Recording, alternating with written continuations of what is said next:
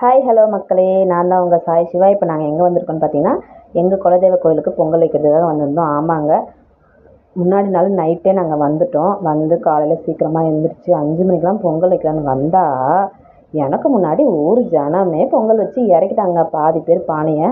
ஆமாங்க, அந்த மாதிரி இந்த கோயிலில் எப்போவுமே விசேஷம் இருந்துக்கிட்டே இருக்கும். அதுவும் வந்து இந்த காது குத்துறது, மொட்டை அடிக்கிற விசேஷம்லாம் இங்கே அதிகமாக பண்ணுவாங்க. சிம்பிளாக வச்சு அவங்க சொந்தக்காரங்க மட்டுமே வேனில் வர்றது, குட்டி மினி வேனில் வர்றது, காரில் வர்றது, அப்படியே அங்கங்கே கிடா வெட்டுறது, சாப்பாடு செஞ்சு சூப்பராக நல்லா இருக்குங்க சாப்பிட்றதுக்கு. அவ்வளோ அழகாக பண்ணுவாங்க.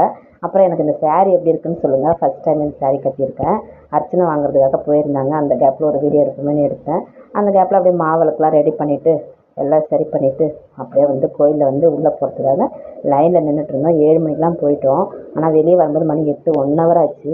அதுக்கே எங்களுக்கு 1 ஹவர் ஆச்சுன்னா இன்னும் 10 மணிக்கு மேலே போகிறவங்களாம் 2, 3 ஆகிடுங்க. ஆமாங்க, அந்த மாதிரி கூட்டம் அவ்வளோ அள்ளும் இந்த கோயிலில். சாமிலாம் அவ்வளோ சூப்பராக இருக்குங்க பார்க்குறதுக்கு. நின்று பார்த்து தான் ஆகணும். வருஷத்தில் ஒரு தடவையாவது எல்லோரும் குலதெய்வ கோயிலுக்கு போயிட்டு சாமி கும்பிட்டு வந்துடுங்க. எந்த கோயிலுக்கு போகிறோமோ இல்லையோ, குலதெய்வ கோயிலுக்கு கண்டிப்பாக எல்லாருமே போகணுங்க. குலதெய்வ கோயிலும் நம்ம குலதெய்வமும் தெரிஞ்சும் இருக்கணும். அது ரொம்ப ரொம்ப முக்கியமான ஒரு விஷயம். அதுவுமே தெரியலன்னா யாருக்குன்னா கேட்டு தெரிஞ்சுக்குங்க. சொல்லுவாங்க கண்டிப்பாக. இந்த ஐயருங்கெல்லாம் சொல்லுவாங்க, நம்ம குலதெய்வம் என்னன்னு கேட்டோம்னா சொல்லுவாங்க கண்டிப்பாக.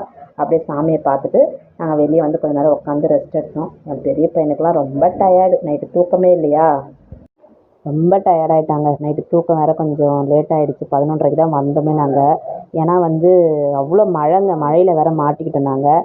பஸ் விட்டு இறங்கியுமே போகிறதுக்கு கொஞ்சம் நடந்து போகிற தூரம். ஏன்னா ட்ரெஸ்லாம் வேறு எடுத்துகிட்டு வரல.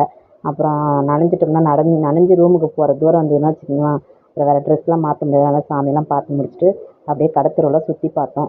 என் பிள்ளைங்க எதுவுமே வேணான்ட்டாங்க. ஏன்னா வாங்குறதுலாம் வேஸ்ட்டு. 2 நாள் 3 நாள் தாங்க இருக்கும். அந்த பொருள்லாம் வேஸ்ட்டு. அப்படியே எனக்குமே எதுவுமே வாங்கிக்கல. ஒரு மண் சட்டி மட்டும் வாங்கினேன். மீன் குழம்புலாம் வைக்கலாம், வத்த குழம்புலாம் வைக்கலாம் அப்படின்னு சொல்லிட்டு அது ஒன்று வாங்கிக்கின்னு, ஒரு கேன் மாதிரி தண்ணி ஊற்றி வைக்கிற கேன் மாதிரி, வாட்டர் பாட்டில் மாதிரி மண்ணில் செஞ்சுருந்தாங்க, வித்தியாசமாக இருந்தது.